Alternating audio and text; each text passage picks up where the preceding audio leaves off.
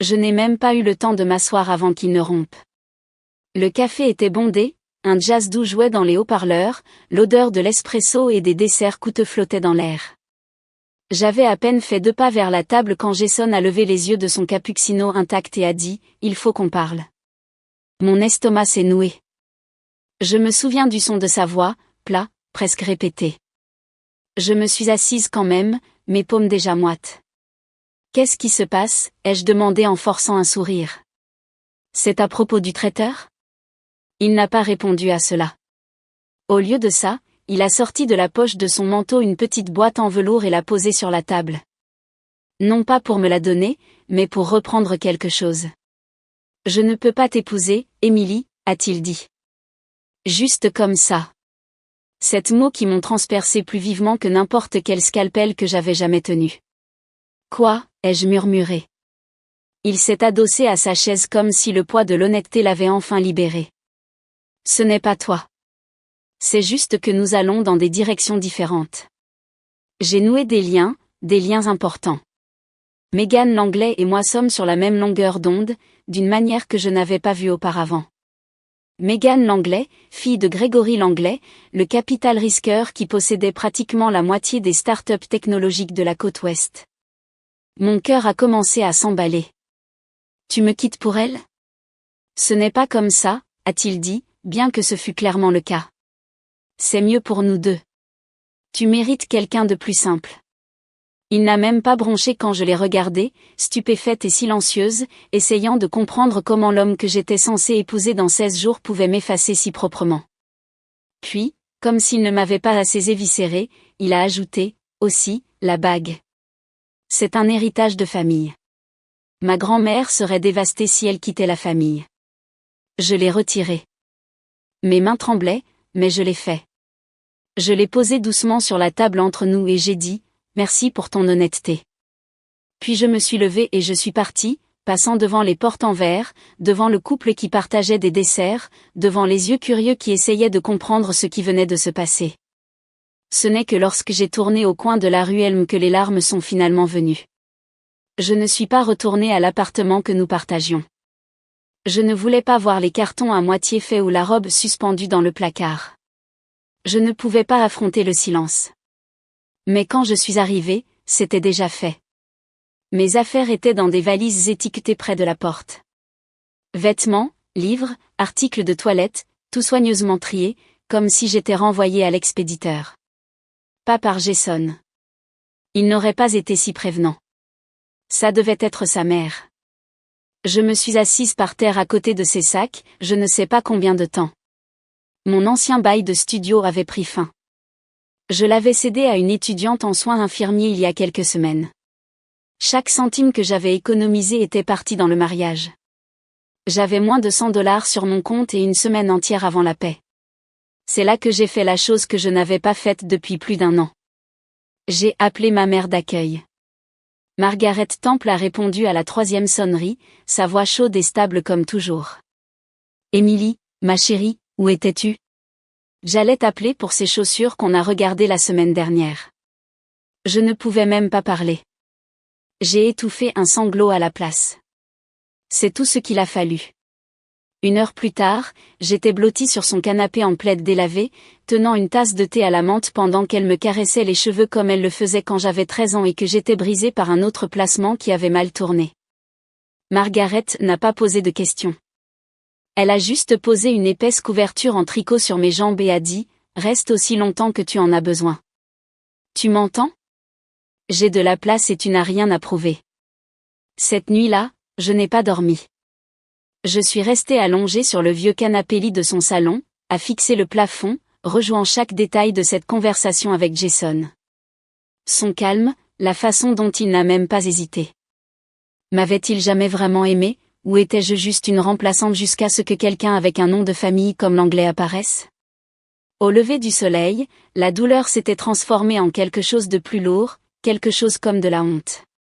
J'étais censée entrer dans une nouvelle vie, un nouveau chapitre, une famille à moi.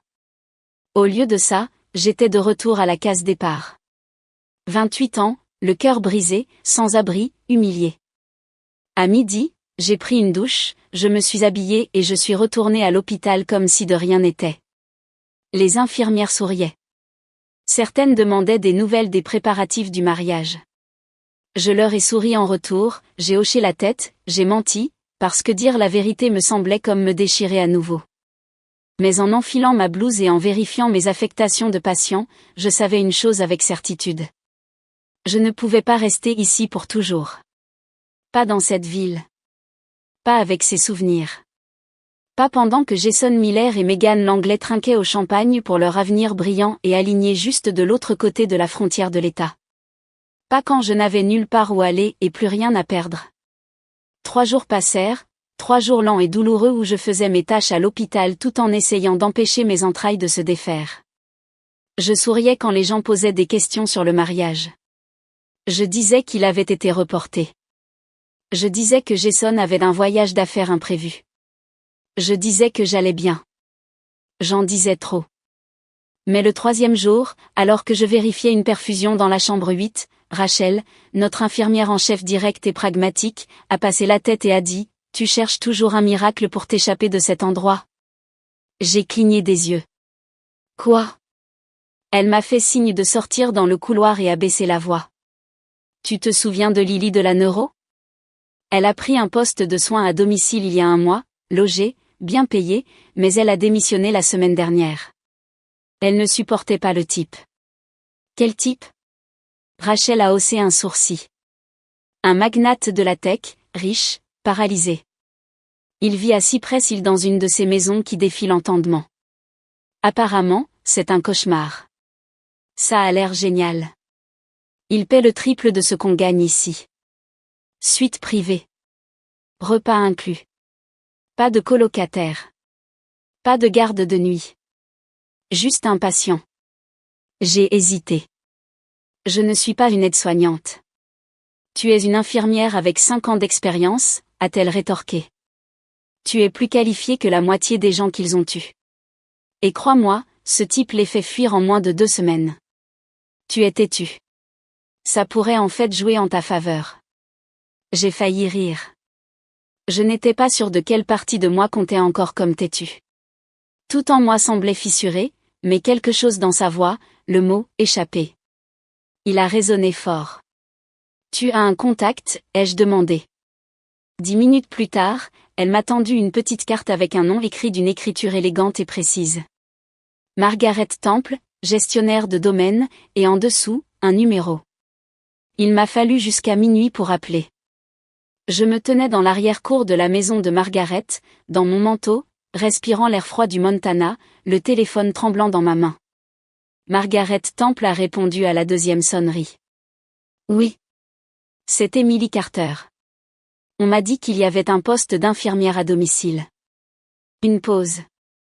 Puis, êtes-vous disponible pour un entretien demain matin à 9h ? J'ai cligné des yeux. Oui, je peux être là. Apportez vos diplômes et vos références. L'adresse vous sera envoyée par texto sous peu. Ne soyez pas en retard. La ligne a été coupée. À 4h30 du matin, j'ai pris le premier vol d'Elena à San Francisco, puis une navette régionale qui a grimpé les collines de Cypress jusqu'à quitter le monde réel. Tout semblait être un rêve que je n'avais pas mérité. Et puis j'ai vu la maison. Elle ressemblait à une forteresse moderne, verre, acier et arêtes vives tissées dans la falaise, comme si quelqu'un avait sculpté un manoir dans la lumière du soleil et la pierre. Un long portail noir s'est ouvert à l'approche de mon taxi, et pendant une seconde, j'ai voulu dire au chauffeur de faire demi-tour. Trop tard. Margaret Temple m'a accueilli à la porte d'entrée. Une femme d'une 60aine d'années, mince comme un fil, les cheveux tirés en un chignon serré, un tailleur bleu foncé sans un pli. Elle m'a regardé de haut en bas avec la précision de quelqu'un qui a travaillé soit dans l'armée, soit à l'hôpital. « Vous êtes en avance ?» a-t-elle dit. Je ne voulais pas être en retard. Bien. Suivez-moi.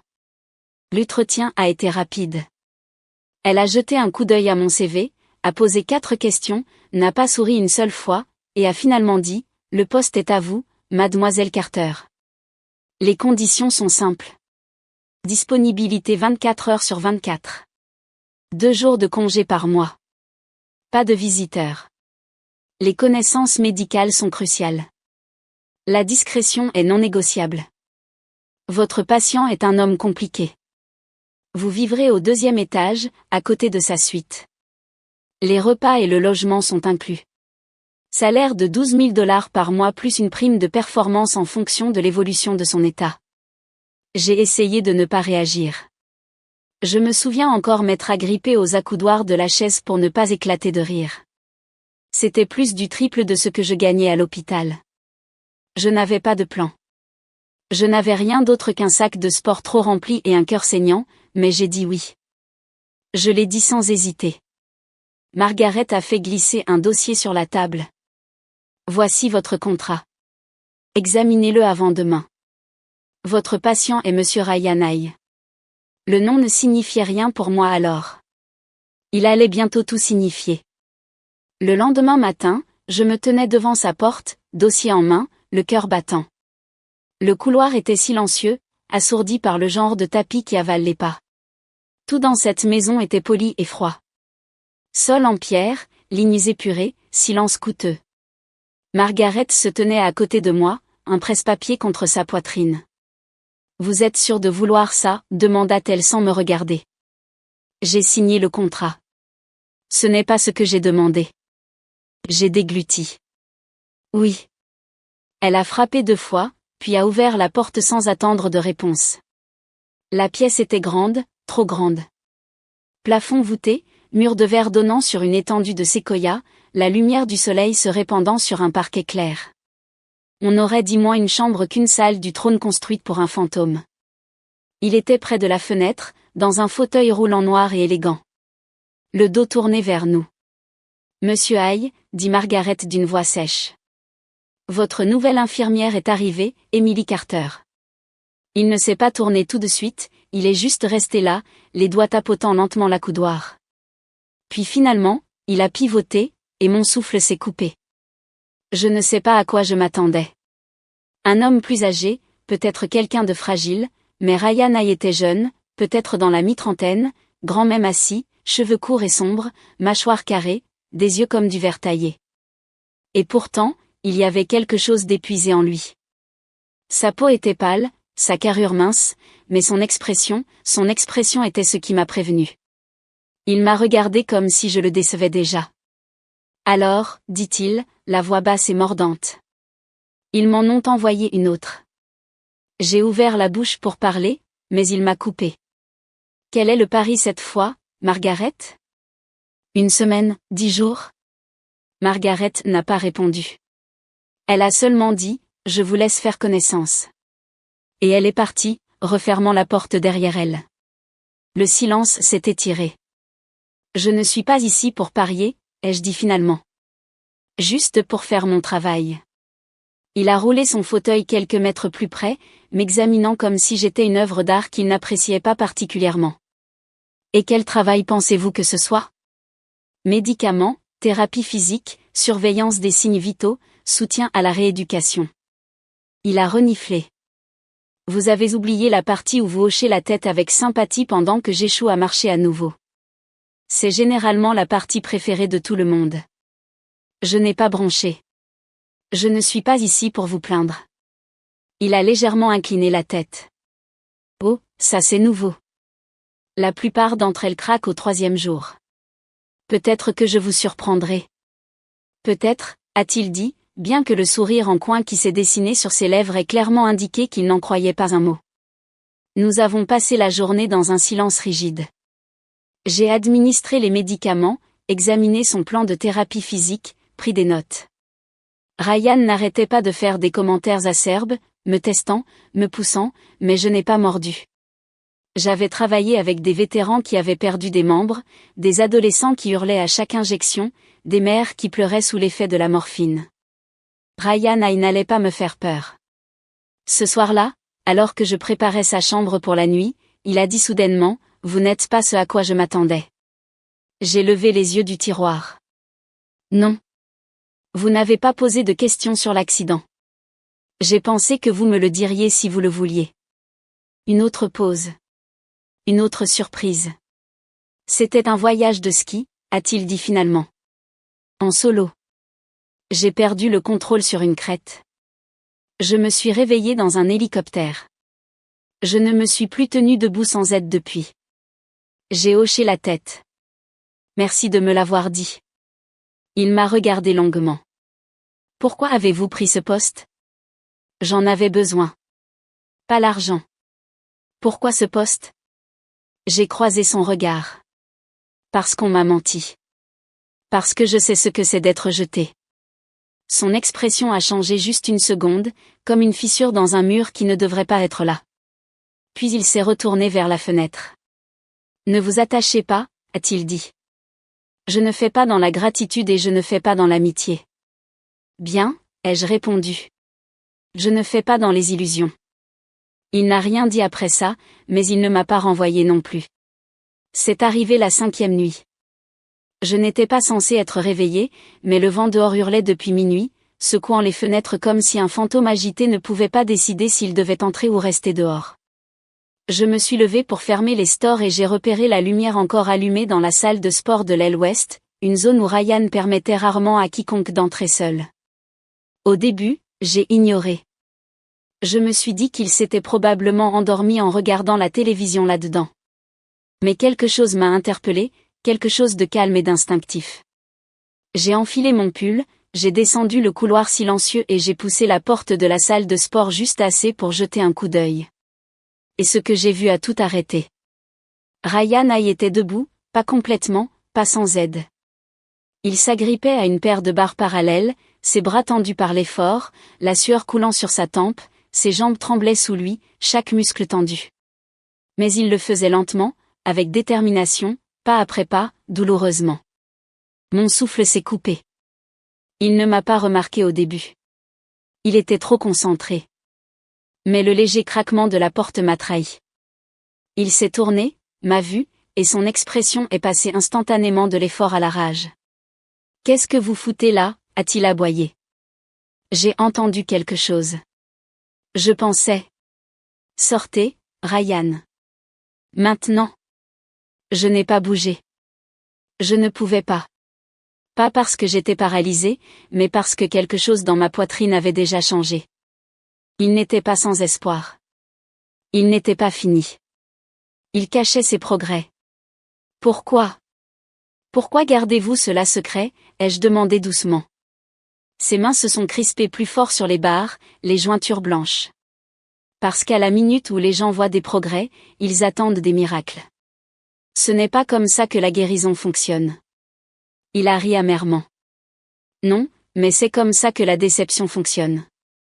J'ai déjà vu des gens s'éloigner une fois qu'ils ont réalisé que je n'allais pas me lever magiquement de ce fauteuil et être à nouveau celui que j'étais. Je ne le referai pas, alors au lieu de ça, vous prétendez qu'il ne reste plus rien. Que vous avez abandonné. Sa mâchoire s'est crispée. Vous ne comprenez pas, je me suis approché prudemment, comme on approche un animal blessé. Peut-être que si. Ses yeux se sont fixés sur les miens, furieux, incertains. Je ne le dirai à personne, ai-je dit. Mais si vous me laissez vous aider, vraiment vous aider, nous pouvons travailler vers quelque chose de mieux. Vous n'avez pas à faire ça seul. Pourquoi, a-t-il exigé. Pourquoi vous en souciez-vous? Parce que je sais ce que c'est d'avoir son avenir arraché et de devoir sourire à travers les débris. Il m'a regardé, respirant fort, la sueur luisant sur sa peau. Je pensais qu'il allait crier à nouveau, m'ordonner de sortir, menacer de me renvoyer. Au lieu de ça, il s'est abaissé lentement dans le fauteuil, silencieux, épuisé. Finalement, il a marmonné, d'accord. Mon cœur a bondi. On garde ça entre nous, a-t-il ajouté. Personne ne doit savoir. Je comprends. Et vous suivez mes ordres. Je dis stop, on arrête. Je dis allez-y, vous m'aidez. C'est tout. D'accord. Il m'a étudié, les yeux toujours vifs, mais quelque chose avait changé. Quelque chose de non dit. Vous n'êtes pas comme les autres. J'ai haussé les épaules. Je n'essaie pas de l'être. Nous avons commencé les séances le lendemain matin, tôt, en silence, avant que Margaret ne s'agite, avant que la lumière du soleil ne réchauffe complètement les carreaux de la cuisine. Chaque pas qu'il faisait était une agonie, contrôlée, mesurée, comme combattre la gravité avec rien d'autre que de la rancune et de la mémoire musculaire. Mais il le faisait, et j'étais là. Pas pour applaudir, pas pour pleurer, juste pour soutenir. Une main étudiant le monde. Il ne voulait pas tomber dedans. Cela a commencé par une voix. J'organisais l'armoire à médicaments dans ma chambre quand je l'ai entendue. Profonde, confiante, trop suave. Masculine, pas celle de Ryan, pas celle d'un membre du personnel de la maison. Curieuse, je me suis déplacée silencieusement vers le couloir principal et j'ai suivi le son jusqu'au salon ouest. Là, allongé sur le canapé en cuir, se trouvait un homme d'une quarantaine d'années, une montre chère brillant au soleil du matin, tenant un verre de quelque chose qui n'était pas du jus. Ryan, tu as une mine affreuse. L'homme a ri. Ryan, en face de lui, a offert un sourire crispé. Content de te voir aussi, Eric. Ce fut mon introduction à Eric Thorne, le partenaire commercial de longue date de Ryan. L'homme qui, selon Margaret, avait pris la relève pour gérer à Nexus Technology après l'accident de Ryan. Quelque chose chez lui me donnait la chair de poule. C'était peut-être la façon dont il regardait Ryan, comme s'il mesurait encore sa valeur. Ou peut-être la façon dont ses yeux se sont posés sur moi quand je suis entré avec le plateau de thé. Lent, évaluateur, invasif. C'est la nouvelle ? A-t-il demandé. Emily Carter, ai-je dit d'une voix égale, en posant le plateau. Elle est meilleure que les 3 dernières, a plaisanté Eric en sirotant sa boisson. Elle n'est pas là pour te divertir, a répondu froidement Ryan. C'est mon infirmière. La conversation s'est tournée vers les affaires. Fusion, tension avec les investisseurs, contrats gouvernementaux. J'ai essayé de rester invisible, mais un mot m'a figé sur place. L'anglais. Eric s'est penché, baissant la voix. Laura dit que son père est prêt à débloquer les fonds. On a juste besoin que le paquet de contrôle soit transféré à la société écran. L'anglais capital l'absorbera. Il a des contacts au conseil de la tech. Entrée facile. Ryan n'a pas répondu. Il regardait par la fenêtre, les jointures serrées sur la coudoir. J'ai déjà préparé les documents, a continué Eric. On a juste besoin de ta signature plus tard. Ryan a dit, je les examinerai. Tu dis ça depuis des semaines. Si on attend plus longtemps, l'opportunité se referme. Ryan n'a pas répondu. Mon pouls battait à tout rompre dans mes oreilles. Je me suis éclipsé de la pièce avant que l'un d'eux ne remarque que j'étais encore là. L'anglais. Laura l'anglais. Ce nom me hantait encore. Et puis, j'ai compris. L'anglais capital. Laura. La pression d'Eric pour la signature de Ryan. L'entreprise. Ils essayaient de la prendre, d'en prendre le contrôle pendant que Ryan se remettait encore. Et si Laura était impliquée, Megan l'anglais ne pouvait pas être loin. Ma poitrine s'est serrée alors que je retournais dans ma chambre et fermais la porte. Était-ce lié à ce qui m'était arrivé ? N'étais-je qu'une spectatrice prise dans le feu croisé de quelque chose de plus grand ? Ou m'avait-il choisi pour ça, pour être la fille que personne ne soupçonnerait ? Cette nuit-là, je n'ai pas pu le garder pour moi. Alors que j'aidais Ryan avec ses exercices d'étirement, j'ai rompu le silence. Il y a quelque chose que j'ai entendu aujourd'hui à propos de votre entreprise. Il ne m'a pas regardé. Continuez. Je lui ai tout raconté, mot pour mot. Nom, phrase, ton. J'ai même mentionné Megan l'anglais. À cela, il a fait une pause. Vous la connaissez. Mon ex-fiancé m'a quitté pour elle. Il a cligné lentement des yeux. Jason Miller. J'ai hoché la tête. Vous le connaissez ? Non, mais j'ai entendu le nom par Eric. Il s'est éloigné du mur et m'a regardé. Suggérez-vous que mon partenaire commercial et votre ex sont quoi, complices ? Je suggère que c'est trop une coïncidence. Il n'a rien dit pendant un long moment. Puis finalement, je vais examiner les documents. C'était tout. J'ai essayé de ne pas me sentir anéanti. J'avais espéré plus, peut-être de la conviction, peut-être de l'action. Mais au lieu de ça, Ryan est retourné au silence comme si tout ce que j'avais dit était allé droit dans le vide. Cette nuit-là, j'ai fait les 100 pas dans ma chambre comme une bête en cage. Avais-je tort? Imaginais-je des ombres?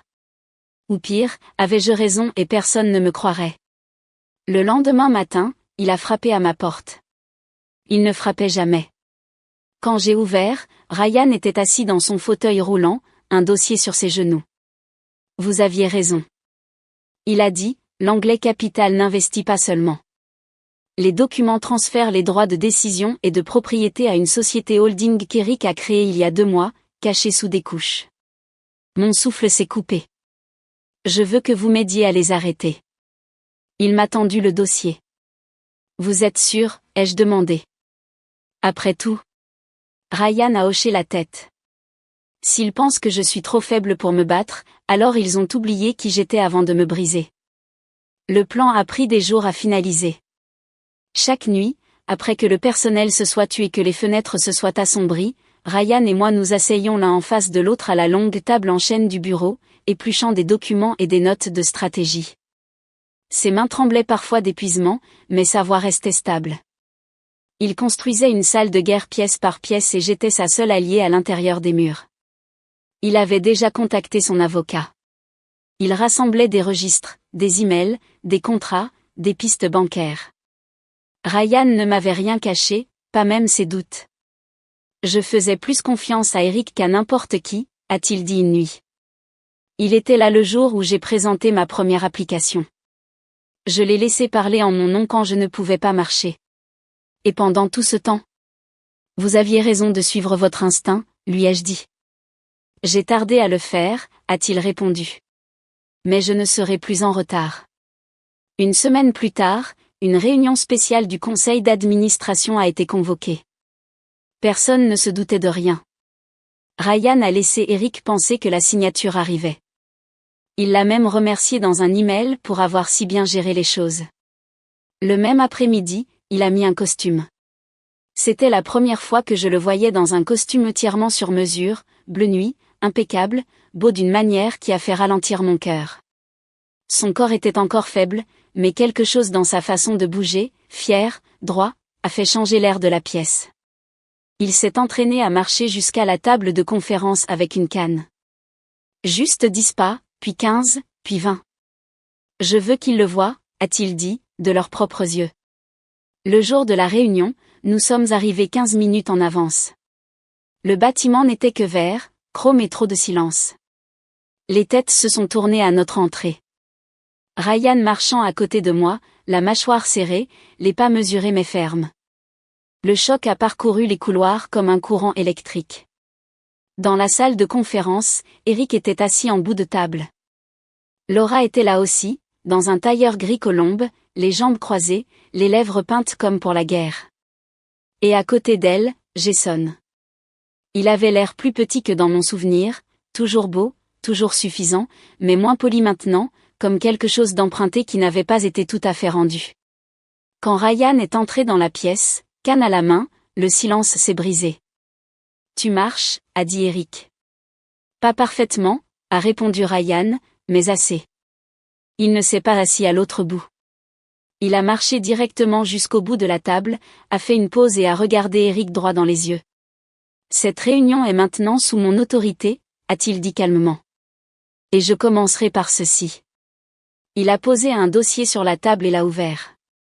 La salle a regardé pendant qu'il exposait chaque piste falsifiée, chaque clause cachée, chaque preuve de la tentative d'Eric de transférer le contrôle de iNexus Technologies à une société écran privé appartenant à l'Anglais Capital. Laura n'a pas bronché. Jason s'est agité mal à l'aise. Le visage d'Eric s'est lentement vidé de sa couleur. Tu ne peux pas prouver l'intention, a marmonné Eric. Je n'ai pas à le faire, a répondu Ryan. Je n'ai qu'à prouver la violation du devoir fiduciaire, ce que je viens de faire. Le conseil s'est agité. Le conseiller juridique général s'est levé. Monsieur Hay, souhaitez-vous demander un vote de défiance immédiat? Oui, a dit Ryan, avec effet immédiat. Le chaos a éclaté. Laura s'est levée la première, ses talons claquant comme des coups de feu. Tu ne sais pas à qui tu t'attaques, Ryan.